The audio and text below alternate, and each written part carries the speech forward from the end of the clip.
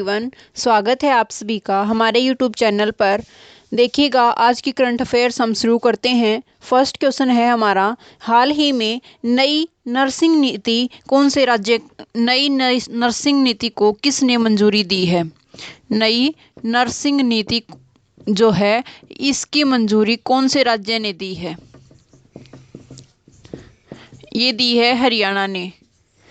नई नर्सिंग नीति की जो मंजूरी दी है वो किसने दी है? हरियाणा ने नई नर्सिंग नीति की मंजूरी दी है। इसके तहत क्या होगा कि जितने भी हरियाणा के अंदर कॉलेजेस हैं, जितने भी हरियाणा में नर्सिंग कॉलेज हैं, नर्सिंग कॉलेजेस हरियाणा में हैं, उन्होंने क्या करना होगा कि 100 बेड का अस्पताल, 100 बेड का हॉस्पिटल जो है वो खुद का बनवाना होगा। 100 बेड का हॉस्पिटल खुद का बनवाना होगा, खुद का बनवाना होगा हॉस्पिटल। ठीक है। और उसके बाद क्या करना होगा कि इस नर्सिंग कॉलेज के अंदर जितने भी स्टूडेंट्स पढ़ रहे हैं, जितने भी स्टूडेंट हैं, उनकी बायोमेट्रिक अटेंडेंस लेनी होगी।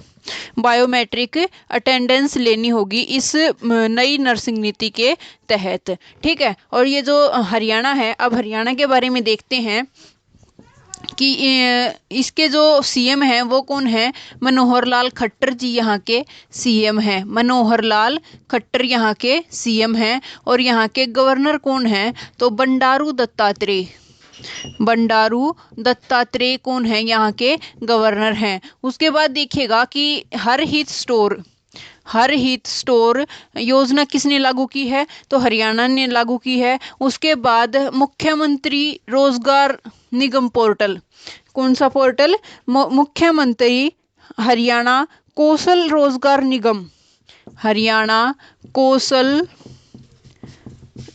रोजगार निगम, कौशल रोजगार निगम, ये किसने शुरू किया है? ये पोर्टल किसने लॉन्च किया है?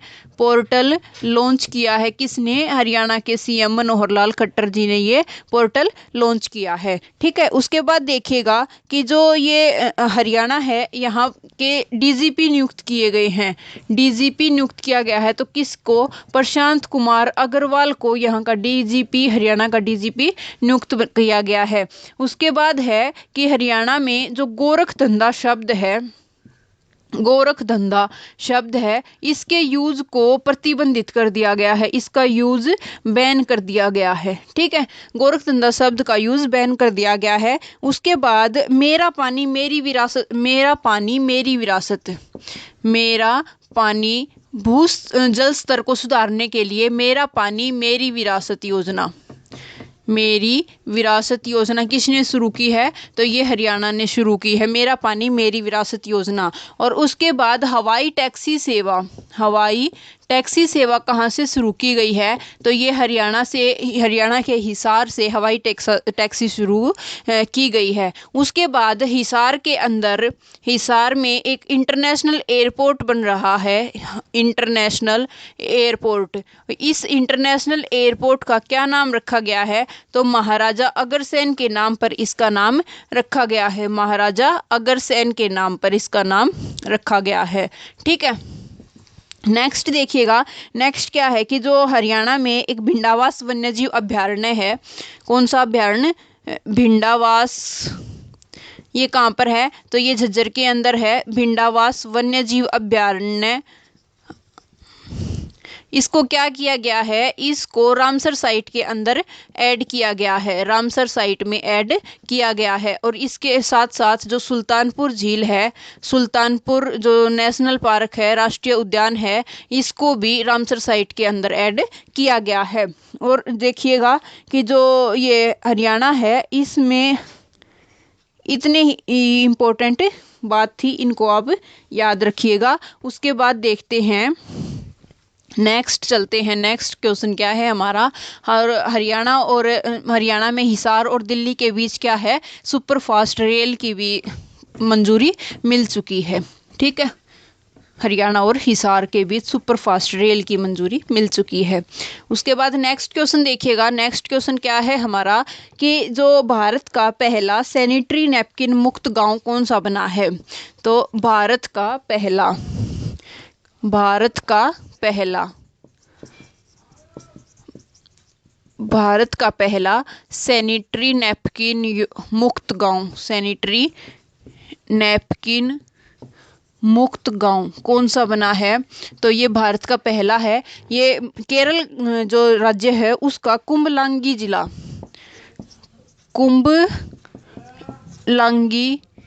कुंभलांगी जो गांव है कहाँ का है? ये केरल का कुंभलांगी गांव है, जो कि भारत का पहला सैनिटरी नैपकिन मुक्त गांव बनाया गया है। ठीक है, और देखिएगा कि हाल ही में जो एसडीजी इंडेक्स जारी हुआ था, एसडीजी इंडेक्स जारी हुआ था, उसमें टॉप किसने किया था? तो उसके अंदर टॉप किया था केरल राज्य ने। उसके उसी में तिरंगा पहल, कौन सी पहल? तिरंगा पहल के तहत रैपिड स्क्रीनिंग किसने करवाई थी? रैपिड स्क्रीनिंग करवाई थी केरल ने। ठीक है, रैपिड स्क्रीनिंग केरल ने करवाई थी। और यहाँ के सीएम कौन है? तो यहाँ के सीएम है पिनरई विजयन। सीएम कौन है? पिनरई विजयन जी क्या है? यहाँ के सीएम हैं। और यहाँ के जो गवर्नर हैं वो कौन है? तो आरिफ मोहम्मद खान, आरिफ मोहम्मद खान यहाँ के क्या हैं? यहाँ के गवर्नर हैं। और इन्हीं ने इस कुंभलांगी जो गांव है केरल का, इसको सैनिटरी नैपकिन मुक्त गांव घोषित किया है। और नेक्स्ट देखिएगा कि भारत का जो पहला ड्रोन फोरेंसिक अनुसंधान केंद्र, ड्रोन फोरेंसिक अनुसंधान केंद्र, रिसर्च सेंटर, ये कहाँ पर खोला गया है? तो ये भी केरल के अंदर खोला गया है। भारत का पहला है ये, भारत का first drone forensic research centre है। ये कहाँ पर है? केरल के अंदर है। ठीक है, उसके बाद देखिएगा कि परिवर्तनम जो योजना है ये किसके लिए स्टार्ट की गई थी? तो मछुआरों के लिए ये योजना स्टार्ट की गई थी। और किसके द्वारा? केरल के द्वारा ये योजना स्टार्ट की गई थी। और भारतीय मसाला अनुसंधान जो संस्थान है, अनुसंधान संस्थान, इसका ये कहाँ खुला है? तो ये खोला गया है कोझिकोड केरल के अंदर, कोझिकोड केरल के अंदर ये खोला गया है। ठीक है, नेक्स्ट देखिएगा, नेक्स्ट है कि जो केरल हाई कोर्ट है उसने क्या किया है कि जो ट्रांसजेंडर हैं, केरल हाई कोर्ट ने क्या किया है? ट्रांसजेंडर को एनसीसी के अंदर प्रवेश की मंजूरी दी है। ट्रांसजेंडर को एनसीसी में प्रवेश की मंजूरी मिल गई है, प्रवेश की मंजूरी दी। ठीक है, जो केरल हाई कोर्ट है उसने। उसके बाद क्या है कि जो पद्म शैली पुरस्कार है, कौन सा पुरस्कार? यहाँ पर लिख रही हूँ मैं, पद्म शैली पुरस्कार। पद्म शैली पुरस्कार किसने देने की घोषणा की है? तो पद्म शैली पुरस्कार जो स्थापित करने की घोषणा की है, केरल ने इसकी घोषणा की है। ठीक है, और इसके जो केरल है यहाँ पर कौन कौन से नेशनल पार्क हैं? तो यहाँ पर नेशनल पार्क हैं, पेरियार नेशनल पार्क है, पेरियार, एरविकुलम, ठीक है, और साइलेंट वैली, पेरियार, एरविकुलम और अनाईमुडी यहाँ पर नेशनल पार्क हैं। ठीक है, तो इतनी बातें आप ध्यान रखिएगा। उसके बाद नेक्स्ट चलते हैं। नेक्स्ट क्वेश्चन क्या है हमारा, देखिएगा। और आपको वीडियो कैसी लगती हैं कमेंट करके ज़रूर बताइएगा।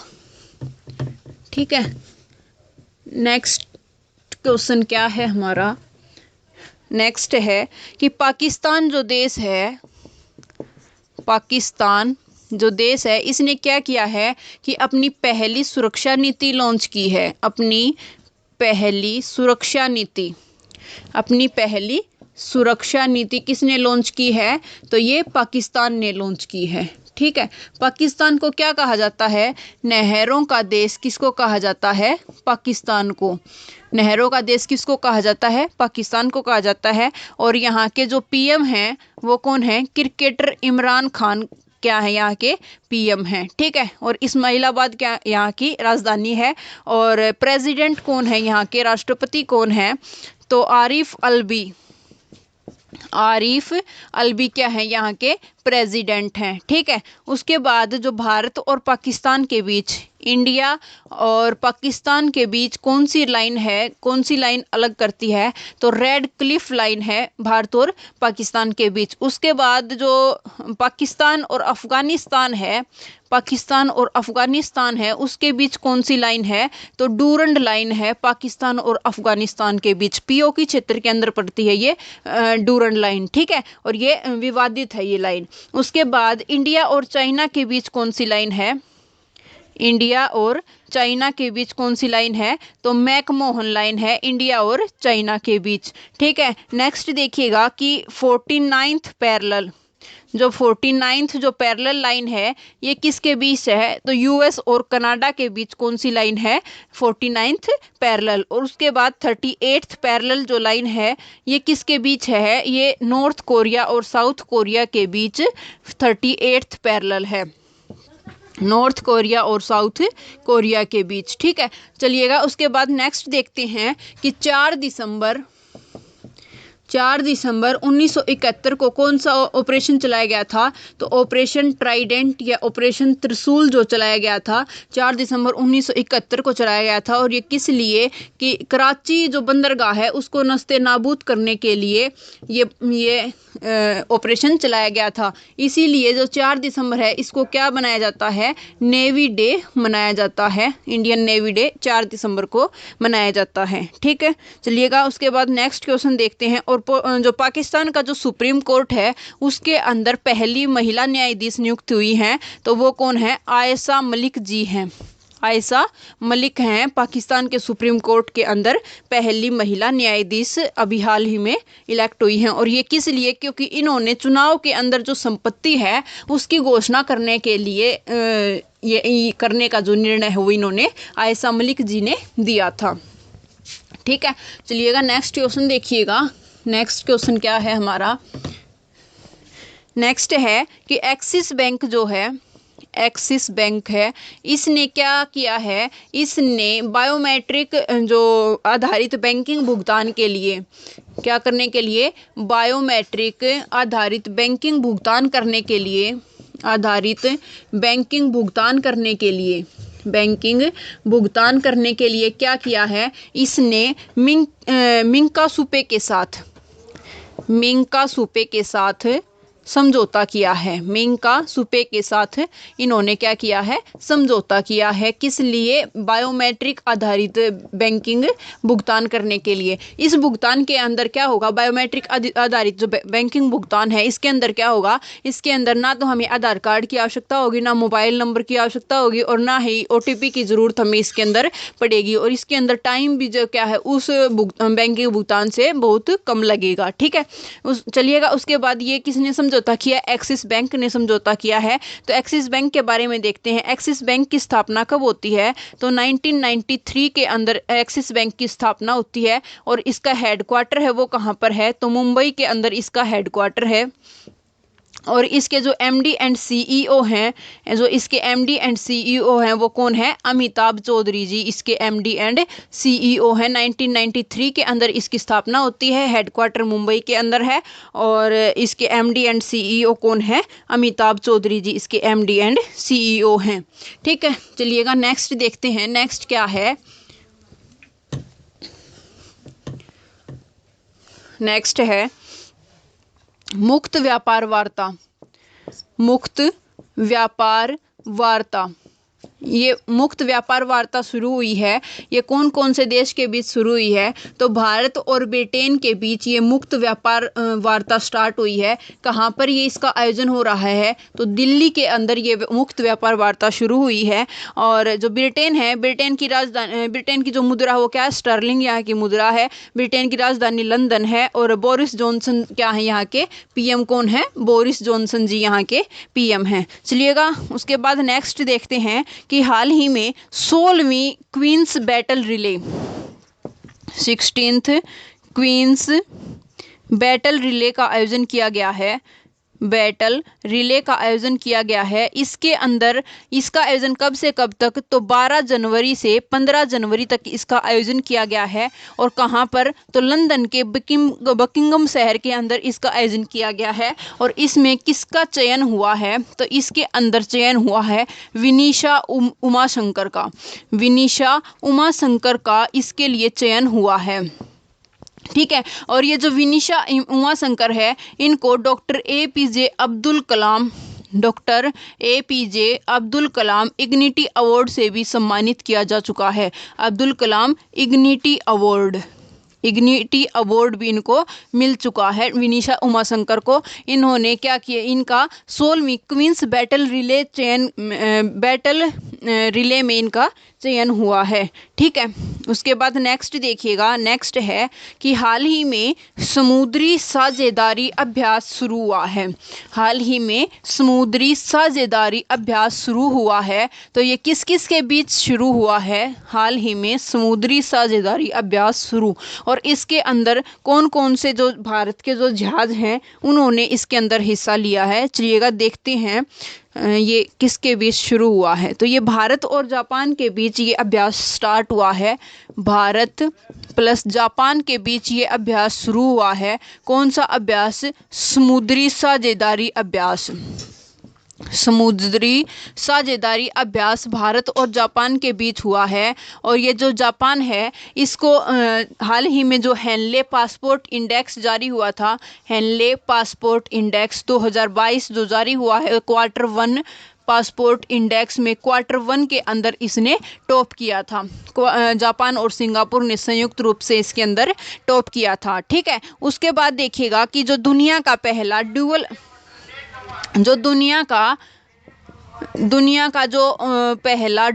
मोड जो वाहन है, पहला डुअल मोड वाहन, ये किसने जारी किया है, जो कि सड़क पर भी चलेगा और रेलवे ट्रैक पर भी चलेगा। तो ये किसने जारी किया है, ये जापान ने लॉन्च किया है। ठीक है। उसके बाद देखते हैं कि जो जापान है इसकी राजधानी क्या है, टोक्यो इसकी राजधानी है और येन यहाँ की मुद्रा है। और हाल ही में इसके जो PM बनाए गए थे वो कौन बने थे, फूमियो किसीदो यहाँ के PM बनाए गए थे। यहाँ के PM कौन है, तो फूमियो किसीदो यहाँ के PM बने थे। ठीक है। उसके बाद नेक्स्ट देखिएगा कि जो जापान है इसका प्रतिष्ठित जो पुरस्कार है, इसका प्रतिष्ठित पुरस्कार एक भारतीय को मिला है। इसके प्रतिष्ठित पुरस्कार का क्या नाम है, उसका नाम है फुकुओका ग्रैंड पुरस्कार। फुकुओका ग्रैंड पुरस्कार इसके प्रतिष्ठित पुरस्कार का नाम है। और ये किसको दिया गया है, तो ये दिया गया है P साईनाथ को ये दिया गया है। P साईनाथ भारत के हैं, इनको ये फुकुओका ग्रैंड पुरस्कार दिया गया है। उसके बाद क्या है, उसके बाद नेक्स्ट देखिएगा कि नेक्स्ट क्वेश्चन क्या है। उसके बाद नेक्स्ट क्वेश्चन बताती हूँ मैं आपको।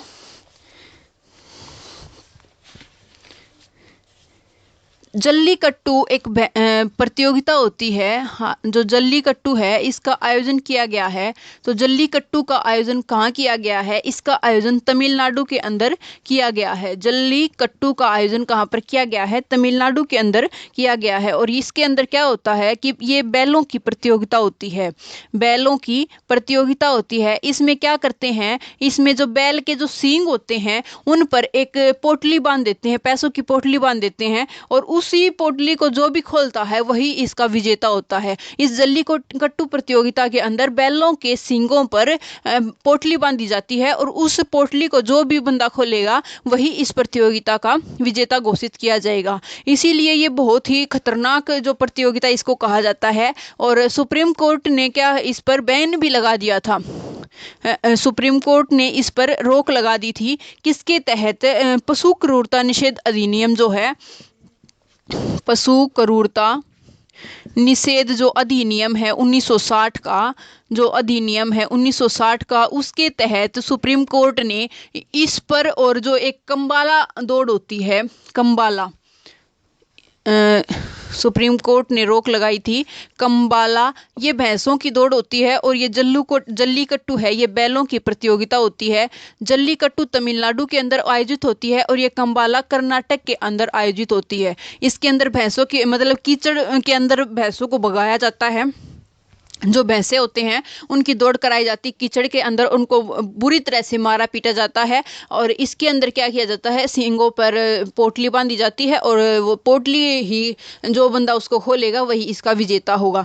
ठीक है। और लेकिन जो ये इसको रोक लगाई थी पशु क्रूरता निषेध अधिनियम 1960 के तहत, लेकिन जो हाल ही में राज्य सरकार ने इनको मंजूरी दे दी है। राज्य सरकार ने इनको कुछ पाबंदी लगाते हुए इन पर क्या कर दिया है, मंजूरी दे दी है। कुछ इस पर इनको दे दी है, चेतावनी दे दी है।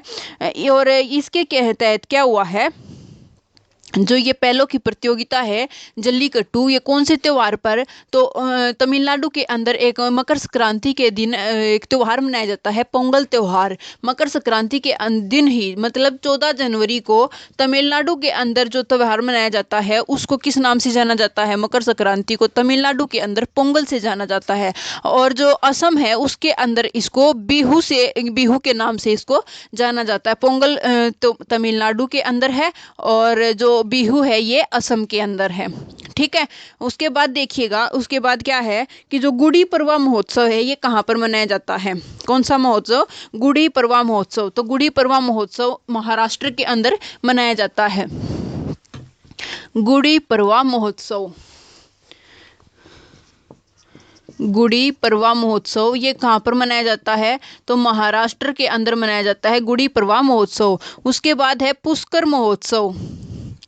पुष्कर महोत्सव कहाँ मनाया जाता है, तो ये जम्मू कश्मीर के अंदर मनाया जाता है। और एक है पुष्कर मेला।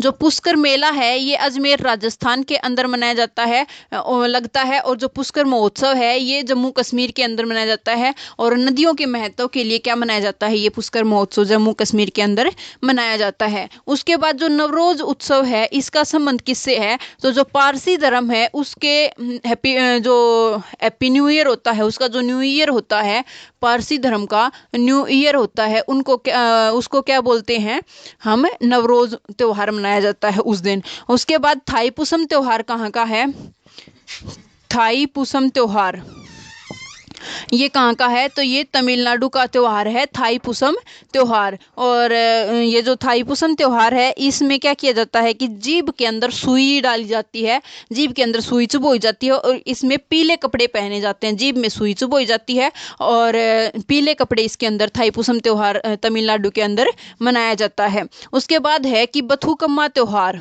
उसके बाद कौन सा त्योहार है, बथुकम्मा त्योहार है, ये कहाँ पर मनाया जाता है, तेलंगाना के अंदर इसको मनाया जाता है। और फूलों का त्योहार भी इसको कहा जाता है, क्या कहा जाता है, फूलों का त्योहार इसको कहा जाता है। उसके बाद है चपचारकूट महोत्सव, ये कहाँ पर मनाया जाता है, तो इसको मिजोरम के अंदर इसको चपचारकूट महोत्सव को मनाया जाता है। इसे ही हम क्या कहते हैं, इसे ही चिरऊ डांस भी कहा जाता है, चिरऊ डांस या बम्बू डांस भी इसको कहा जाता है। ठीक है, चलिएगा उसके बाद नेक्स्ट क्वेश्चन देखते हैं। नेक्स्ट क्वेश्चन क्या है हमारा, जो HDFC बैंक है उसको बेस्ट प्राइवेट बैंक का, सर्वश्रेष्ठ प्राइवेट बैंक का दर्जा अवार्ड उसको मिला है HDFC बैंक को। तो भारत का जो ग्लोबल प्राइवेट बैंकिंग अवार्ड है, ग्लोबल प्राइवेट बैंकिंग अवार्ड है 2021 का, बैंकिंग अवार्ड 2021 है। इसके अंदर बेस्ट प्राइवेट, जो भारत का बेस्ट प्राइवेट बैंक है, भारत का बेस्ट प्राइवेट बैंक है वो किसको चुना गया है, तो ये HDFC को चुना गया है, HDFC को चुना गया है। अब बात आती है HDFC की, तो इसकी स्थापना कब होती है, HDFC बैंक की स्थापना कब होती है, 1994 के अंदर इसकी स्थापना होती है। और इसका हेडक्वार्टर कहाँ पर है, तो मुंबई के अंदर इसका हेडक्वार्टर है। और इसके जो CEO हैं, MD एंड CEO हैं, वो कौन है, शशिधरन जगदीशन कौन है, इसके MD एंड CEO हैं शशिधरन जगदीशन। ठीक है, HDFC बैंक के CEO हैं। और उसके बाद देखिएगा कि जो DG धन पुरस्कार है ये किसको दिया गया है, कौन सा पुरस्कार, DG धन पुरस्कार। तो जो कर्नाटक ग्रामीण बैंक है उसको, कर्नाटक जो ग्रामीण बैंक है इसको क्या दिया गया है, इसको DG धन पुरस्कार दिया गया है। DG धन पुरस्कार इसको दिया गया है कर्नाटक ग्रामीण बैंक को। ठीक है, उसके बाद देखिएगा कि जो OLED है, OLED का मतलब मैं आपको समझाती हूँ क्या है ये OLED। ये भी बहुत इंपॉर्टेंट क्वेश्चंस हैं ये सारे आपके लिए। देखिएगा कि जो पहला पूर्ण रूप से 3D प्रिंटेड, कैसा 3D प्रिंटेड जो है क्या है ये, ऑर्गेनिक लाइट एमिटिंग प्रिंटेड, और कैसा है ये, फ्लेक्सिबल है। OLED कैसा, ये इसकी फुल फॉर्म क्या होगी, ऑर्गेनिक लाइट एमिटिंग डायोड, इसकी फुल फॉर्म होगी। तो जो ये OLED मतलब पहला पूर्ण रूप से 3D प्रिंटेड फ्लेक्सिबल जो डिस्प्ले है, ये डिस्प्ले है, ये लॉन्च किया गया है। ठीक है, और इसको किसने लॉन्च किया है, तो यूनिवर्सिटी है एक, Minnesota twin cities university of, ये कहाँ की यूनिवर्सिटी है, तो वाशिंगटन DC USA की ये यूनिवर्सिटी है, university of Minnesota twin cities, ये यूनिवर्सिटी है। और ये कहाँ की है, तो वाशिंगटन DC USA की ये, वाशिंगटन DC USA की ये यूनिवर्सिटी है। इसी ने ये डिस्प्ले जो है इसका निर्माण किया है, इसका फॉर्मेशन किया है। उसके बाद देखिएगा कि जो इसरो है उसने, इसके बाद नेक्स्ट क्वेश्चन क्या है कि जो इसरो है इसके हाल ही में चेयरमैन कौन बनाए गए थे, तो S सोमनाथ जी को इसका अध्यक्ष बनाया गया था। किसके स्थान पर, तो के सिवान के स्थान पर इसको 10वां अध्यक्ष बनाया गया था। तो इसने क्या किया है कि इसने गगनयान के लिए क्रायोजेनिक इंजन जो है उसका सफल परीक्षण किया है। क्रायोजेनिक इंजन का सफल परीक्षण किया है किसके लिए, गगनयान के लिए। गगनयान क्या है, ये पहला मानव युक्त क्या है, ये अंतरिक्ष मिशन है। किसका, इसरो का ये पहला मानव युक्त अंतरिक्ष मिशन है। और ये क्रायोजेनिक इंजन का मतलब क्या होता है कि जो बिल्कुल लो टेम्परेचर पर जो इंजन काम करेगा उसे क्या कहेंगे, टेम्परेचर पर जो इंजन काम करेगा उसे हम कहेंगे क्रायोजेनिक इंजन। ठीक है, क्रायोजेनिक इंजन उसको हम कहेंगे। तो जो ये क्रायोजेनिक इंजन का गगनयान के लिए इन्होंने परीक्षण किया है, इसका नाम क्या है, इसका नाम है विकास, इसका नाम है, क्या नाम है, विकास इसका नाम है। ठीक है, और इसका जो परीक्षण किया है ये कहाँ पर किया गया है, तो तमिलनाडु के अंदर इसका परीक्षण किया गया है। कहाँ पर हुआ है, तमिलनाडु के अंदर इसका परीक्षण हुआ है। ठीक है, चलिए का नेक्स्ट देखते हैं। और 15 अगस्त 1969 को इसकी जो इसरो की स्थापना होती है। और इसका जो लॉन्चिंग सेंटर है वो कौन सा है, सतीश धवन जो स्पेस सेंटर है, कहाँ पर, श्रीहरिकोटा आंध्र प्रदेश के अंदर जो है इसका लॉन्चिंग सेंटर है। और जो इसके संस्थापक हैं वो कौन है, तो विक्रम साराभाई क्या है इसके संस्थापक हैं। ठीक है, और विक्रम साराभाई को ही क्या कहा जाता है, विक्रम साराभाई को ही स्पेस अंतरिक्ष के जनक कहा जाता है। ठीक है, नेक्स्ट देखिएगा कि जो जगन्नाथ स्मार्ट टाउनशिप प्रोजेक्ट है ये कौन से राज्य ने स्टार्ट किया है, Jagannath smart city project. Jagannath smart city project है ये कौन से राज्य ने स्टार्ट किया है, तो जहाँ पर भी जगन्नाथ जो प्रोजेक्ट आ जाए तो ये कौन से उससे रिलेटेड है, तो आंध्र प्रदेश से ये रिलेटेड है। ठीक है, जो आंध्र प्रदेश के जो CM हैं वो कौन है, तो जगनमोहन रेड्डी जी क्या है, यहाँ के जगमोहन रेड्डी जी यहाँ के CM हैं। और विश्वभूषण हरिचंद्रन, जगमोहन रेड्डी यहाँ के CM हैं। और गवर्नर कौन है, तो विश्वभूषण हरिचंद्रन जी यहाँ के गवर्नर हैं। विष्णु भूषण हरिचंद्रन यहाँ के गवर्नर हैं। ठीक है, उसके बाद नेक्स्ट देखिएगा कि जो इसके अंदर क्या किया गया है, Jagannath smart city township project के तहत, जगन्नाथ स्मार्ट टाउनशिप प्रोजेक्ट। ठीक है, टाउनशिप प्रोजेक्ट के तहत क्या किया जाएगा कि जो मध्यम आय वर्ग के लोग हैं उनको उचित कीमत पर, इसके क्या किया जाएगा, मध्यम आय वर्ग के जो लोग हैं, मध्यम आय वर्ग के जो लोग हैं उनको उचित कीमत पर जगह उपलब्ध कराई जाएगी, जगह दी जाएगी इसके तहत, ताकि वे अपना कोई भी रोजगार स्टार्ट कर सकें, अपना मकान बना सकें। इसीलिए उनको मध्यम आय वर्ग के जो लोग हैं उनको उचित कीमत पर जगह दी जाएगी। ठीक है, उसके बाद नेक्स्ट देखिएगा कि जो फलों का सबसे ज़्यादा उत्पादक है, फलों का सर्वाधिक उत्पादन कहाँ पर होता है, फलों का सर्वाधिक उत्पादन होता है आंध्र प्रदेश के अंदर। सर्वाधिक उत्पादन कहाँ पर होता है, तो आंध्र प्रदेश के अंदर फलों का सर्वाधिक उत्पादन होता है। और आंध्र प्रदेश क्या है, 1953 के में भाषाई आधार पर बनने वाला फर्स्ट स्टेट कौन सा है, तो ये है आंध्र प्रदेश। ठीक है, उसके बाद 1950 जब ये आंध्र प्रदेश 1953 में भाषाई आधार पर बन जाता है, तो 96 के अंदर क्या किया जाता है, फजल अली आयोग का गठन किया जाता है। फजल अली आयोग का गठन किया जाता है, जिसमें राज्य पुनर्गठन आयोग के बारे में इसका ये किससे रिलेट करता है, तो जो राज्य पुनर्गठन आयोग है उससे इसका रिलेशन है। ठीक है, और जो 7वां जो संविधान संशोधन होता है, कॉन्स्टिट्यूशनल जो अमेंडमेंट होता है 1956 के तहत, उससे ये राज्यों का निर्माण होता है। ठीक है, उसके बाद देखिएगा कि जो आंध्र प्रदेश है, इससे 2 जून 2014 को भारत का 29वां राज्य है। लेकिन हाल ही में भारत में 28 राज्य और 8 केंद्र शासित प्रदेश हैं।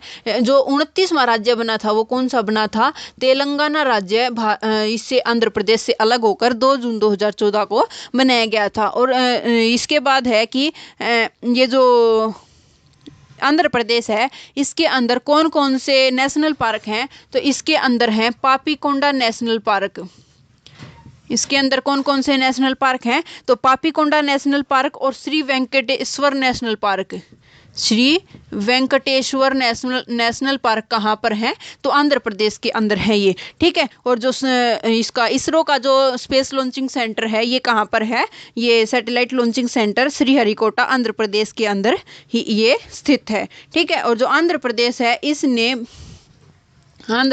इसने क्या किया था, ऑनलाइन निष्ठा जो कार्यक्रम है ये इसने लॉन्च किया था। ऑनलाइन निष्ठा कार्यक्रम आंध्र प्रदेश ने लॉन्च किया था। कोलेरू और पुलिकट झील कहाँ पर हैं, कोलेरू झील और कोलेरू एंड जो पुलिकट झील है ये कहाँ पर है, तो ये भी आंध्र प्रदेश के अंदर है। ठीक है, चलिएगा नेक्स्ट देखते हैं, नेक्स्ट कौन सा क्वेश्चन है।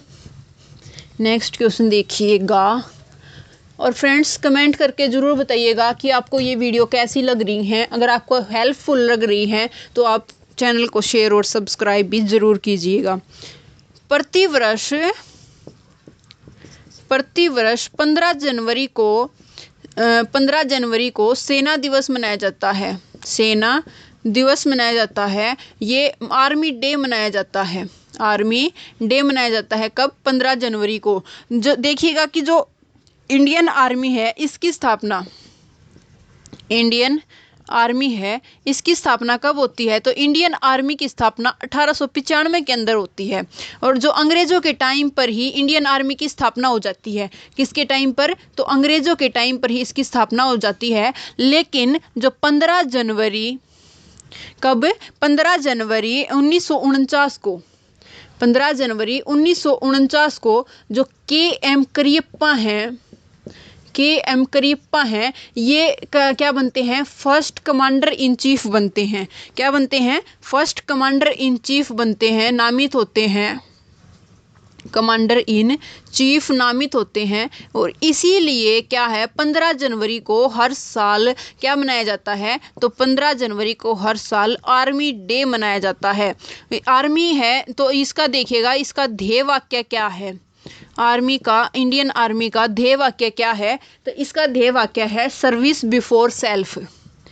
मतलब खुद की रक्षा से पहले क्या है, देश की रक्षा इनके लिए जरूरी है। सर्विस बिफोर सेल्फ इनका ध्येय वाक्य है। और उसके बाद क्या है कि जो ये 2022 में जो आर्मी डे मनाया गया है, ये कौन से क्रम का बनाया गया है? तो 74वें नंबर का ये मनाया गया है। 74वें नंबर का 2022 के अंदर आर्मी डे मनाया गया है। ठीक है। और इसके बाद देखिएगा कि जो नेवी डे है ये कब मनाया जाता है? तो 4 दिसंबर को नेवी डे मनाया जाता है। और एयर फोर्स डे कब मनाया जाता है? तो एयर फोर्स डे मनाया जाता है 8 अक्टूबर को एयर फोर्स डे मनाया जाता है। और हाल ही में जो भारत के जो फर्स्ट सीडीएस थे, commander first chief of defence staff थे, कौन थे? बिपिन रावत जी। इनका हाल ही में निधन हो गया था। बिपिन रावत जी, इनका 8 दिसंबर 2021 को कुन्नूर तमिलनाडु के अंदर जो हेलीकॉप्टर है उस दुर्घटना के अंदर इनका निधन हो गया था। ठीक है। और MI-17V5 जो है इनकी हेलीकॉप्टर का नाम था। ठीक है। और ये 31 दिसंबर 2019 को क्या किया गया था? इनको फर्स्ट सीडीएस नियुक्त किया गया था। ठीक। और इनका जो बिपिन रावत जी हैं, इनका जन्म कहाँ पर हुआ था? तो पौड़ी गढ़वाल उत्तराखंड के अंदर इनका जन्म हुआ था। अब उसके बाद नेक्स्ट देखिएगा, नेक्स्ट है पंडित मुन्ना शुक्ला। क्या है? पंडित मुन्ना शुक्ला। इनका हाल ही में निधन हो गया है। मुन्ना शुक्ला, इनका निधन हो गया है। तो ये क्या थे? ये लखनऊ घराने से, ये एक डांसर थे।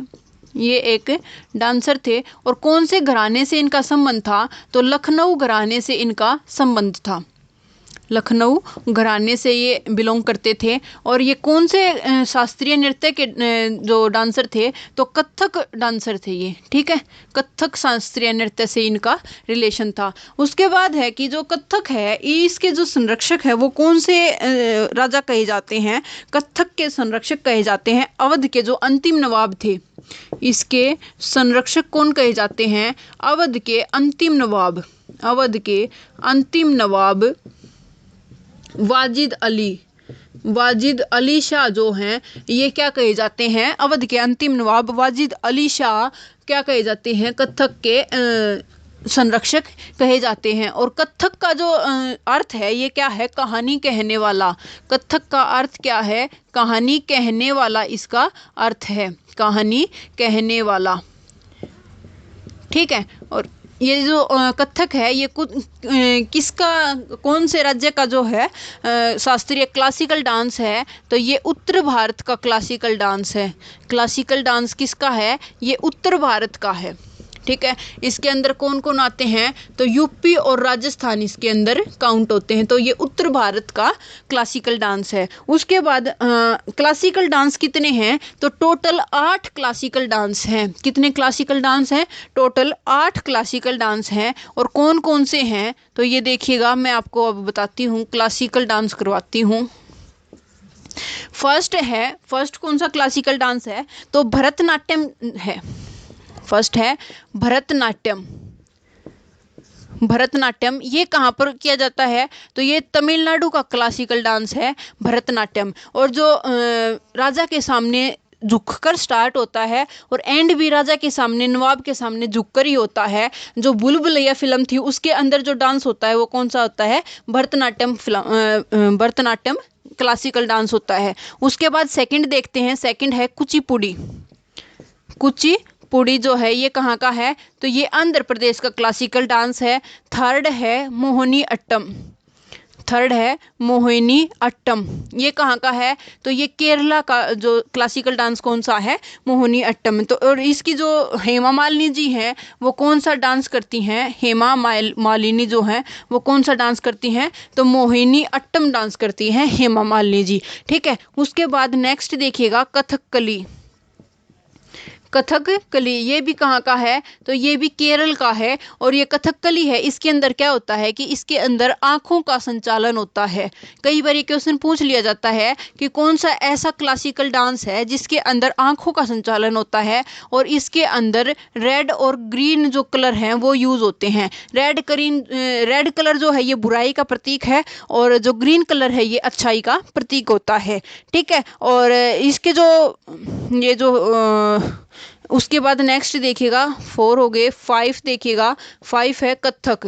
कथक कहाँ का है, तो ये उत्तर भारत का है कथक डांस। इसमें कौन कौन से यूपी और राजस्थान इसके अंदर आते हैं। और जो पंडित बिरजू महाराज थे वो इसके फेमस कलाकार थे। पंडित बिरजू महाराज इसके फेमस कलाकार थे, ठीक है, कथक के। उसके बाद नेक्स्ट देखिएगा, नेक्स्ट है इसमें आता है 1 2 3 4 5 6, इसमें आता है मणिपुरी। मणिपुरी कहाँ का है, ये मणिपुर का है। और उसके बाद है ओडिसी। ओडिसी कहाँ का है, ये उड़ीसा का है। और लास्ट है सत्रिया। ये कहाँ का है, तो सत्रिया है।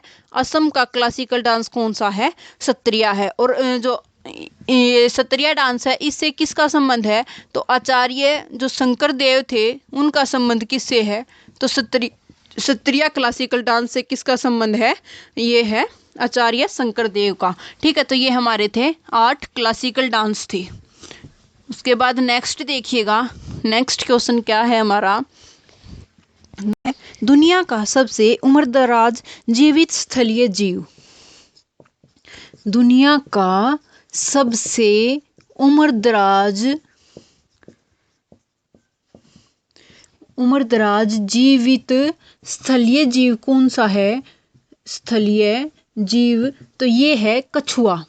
क्या है, कछुआ है ये। और ये इसका नाम क्या है, इस कछुए का नाम है जोनाथन। और इसकी जो एज है इस कछुए की वो 190 साल है।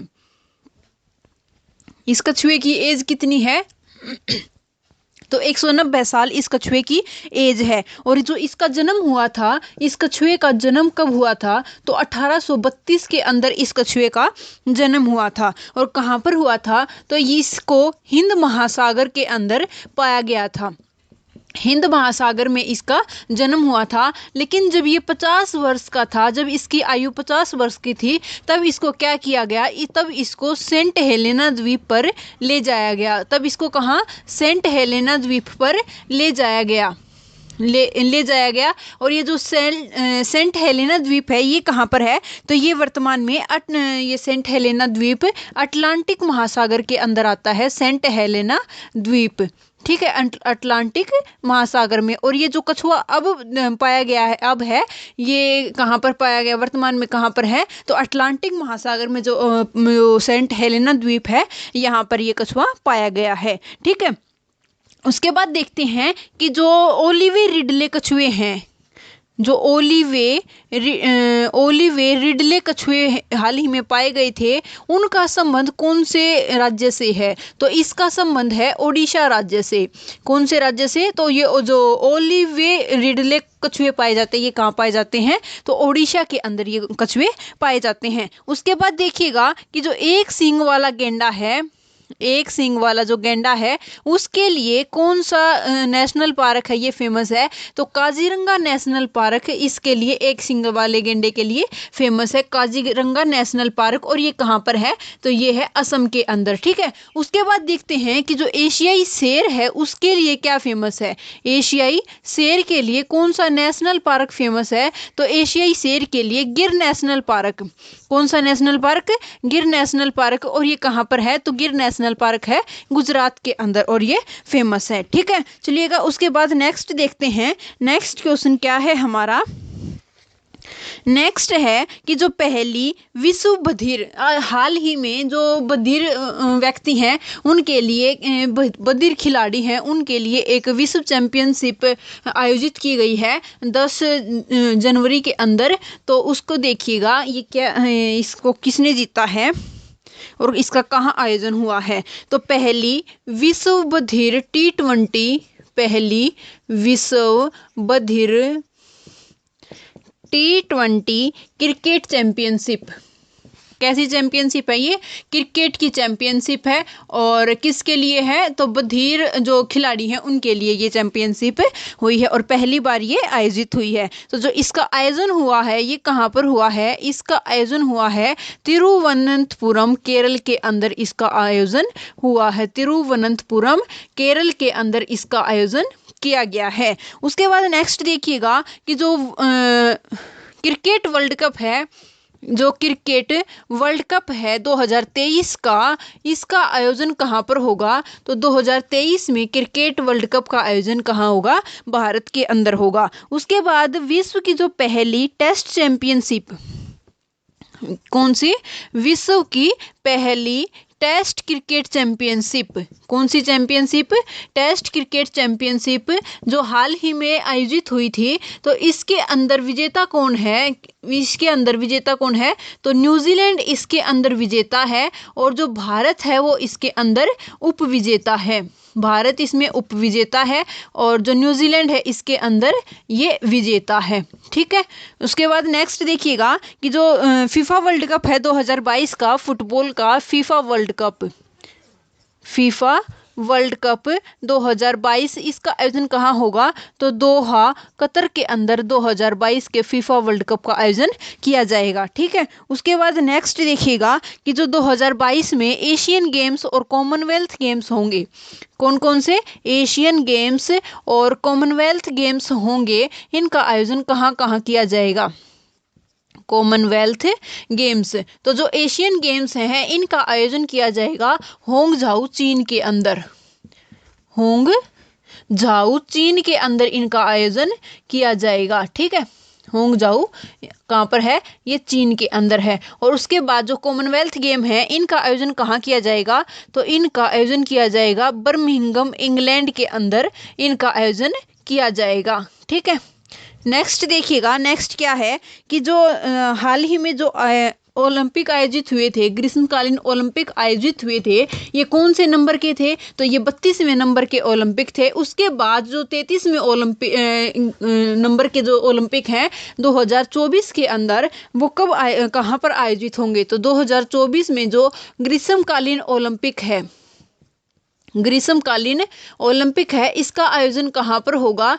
तो ये कौन से क्रम के होंगे? 33वें क्रम के होंगे और इनका आयोजन होगा पेरिस, फ्रांस के अंदर इनका आयोजन किया जाएगा। उसके बाद जो 2022 में जो शीत ओलंपिक हैं, शीतकालीन ओलंपिक हैं, इनका आयोजन कहाँ पर किया जाएगा? तो इनका आयोजन किया जाएगा बीजिंग, चाइना के अंदर इनका आयोजन किया जाएगा। ठीक है। उसके बाद नेक्स्ट देखिएगा, विंटर ओलंपिक का आयोजन किया जाएगा, शीत ओलंपिक का आयोजन किया जाएगा।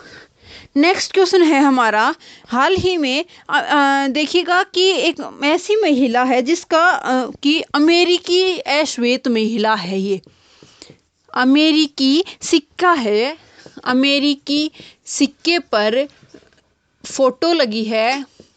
कौन सी अश्वेत महिला है ये?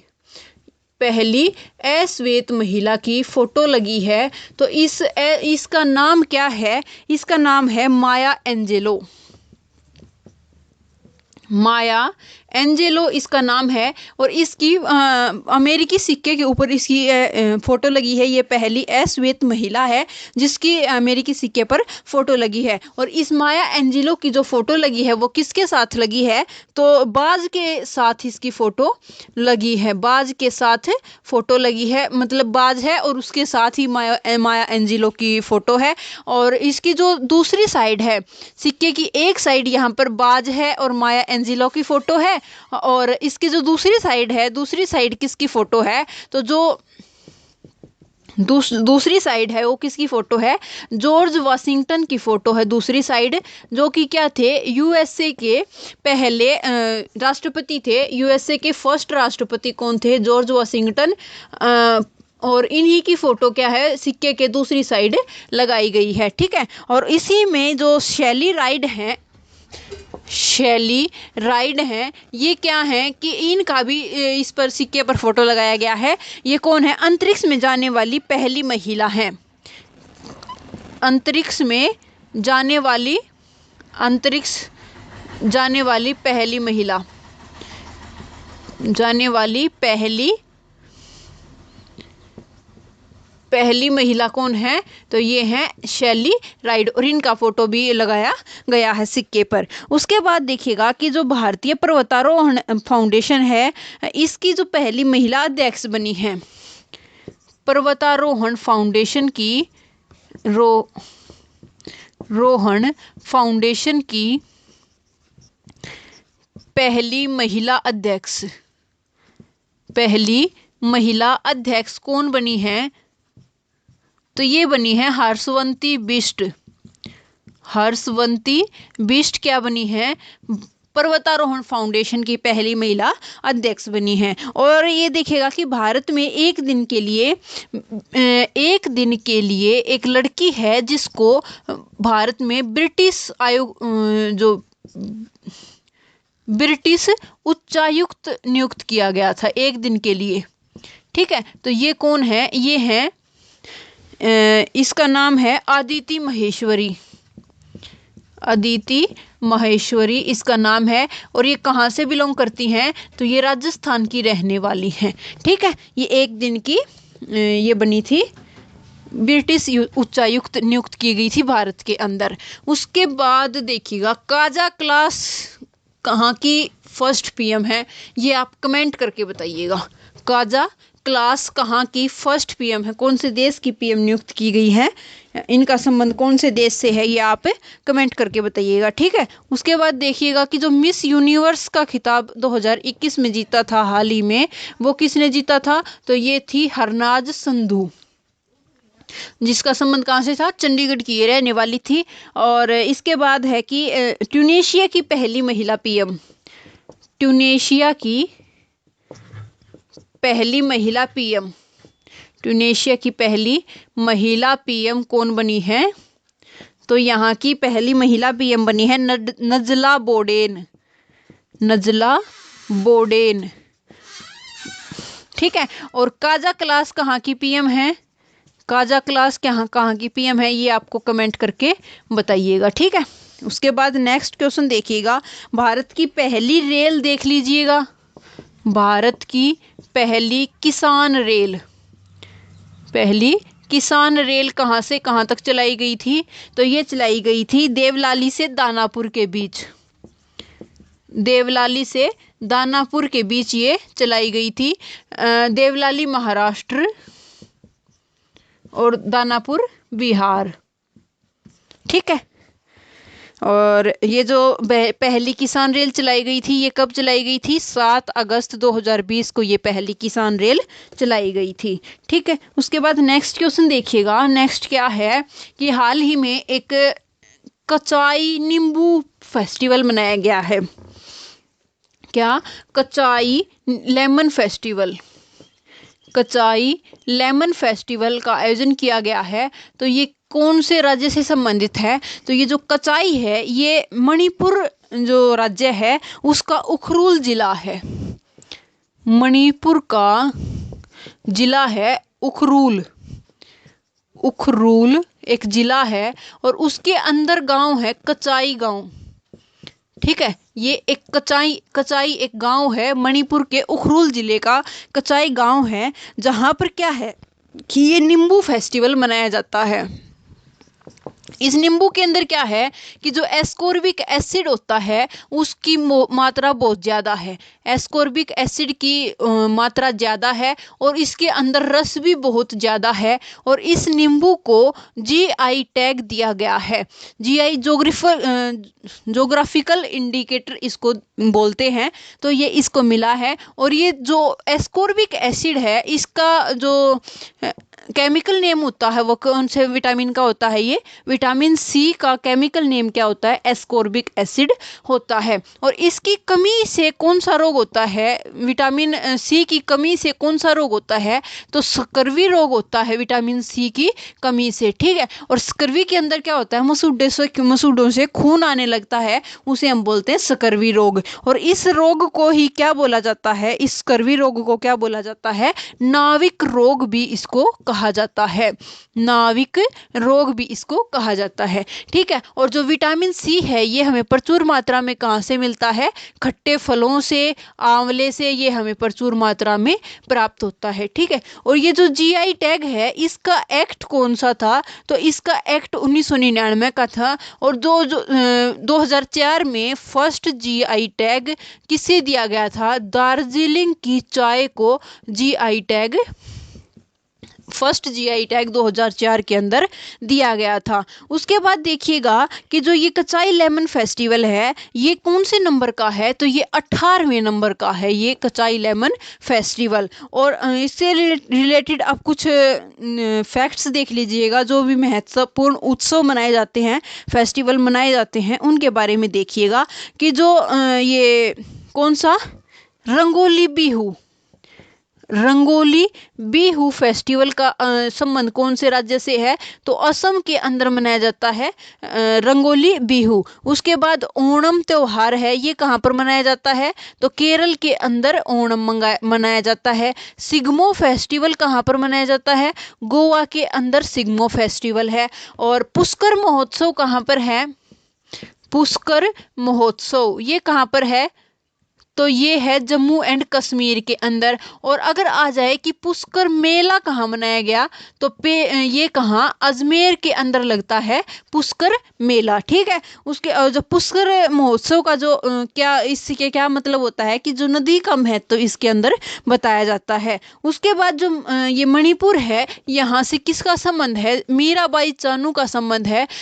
जिसने क्या किया था कि टोक्यो ओलंपिक थे उसके अंदर इसने सिल्वर मेडल जीता था। मीराबाई चानू ने टोक्यो ओलंपिक के अंदर सिल्वर मेडल अपने नाम किया था। और ये वेट लिफ्टिंग से है और 49 केजी इनका वेट कैटेगरी है।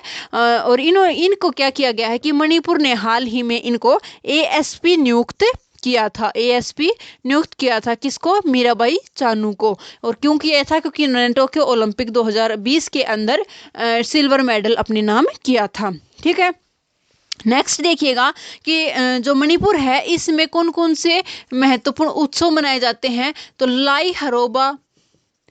लाई हरोबा संगाई ये कहाँ पर मनाए जाते हैं, महोत्सव ये मणिपुर के अंदर मनाए जाते हैं। और यहाँ पर कौन कौन सी झील हैं, तो यहाँ पर झील है लोकटक झील, लोकटक झील कहाँ पर है, तो ये है मणिपुर के अंदर है लोकटक झील। उसके बाद देखिएगा यहाँ पर एक तैरता पार्क है, Kabul Lamjao national park, Kabul Lamjao national park. तो ये तैरता हुआ नेशनल पार्क कहाँ पर है, ये है मणिपुर के अंदर लोकटक झील में है ये काबुल लामजाओ नेशनल पार्क, ये तैरता हुआ नेशनल पार्क है। और यहीं पर कौन सा है, यहीं पर एक सिरोही नेशनल पार्क भी मणिपुर के अंदर है। ठीक है, उसके बाद नेक्स्ट क्वेश्चन देखिएगा, नेक्स्ट है देखिएगा फ्रेंड्स,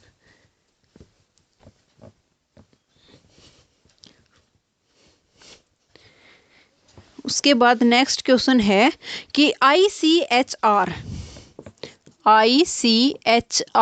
इसका क्या मतलब है, इसके हाल ही में अध्यक्ष बनाए गए हैं। इसका मतलब है इंडियन काउंसिल ऑफ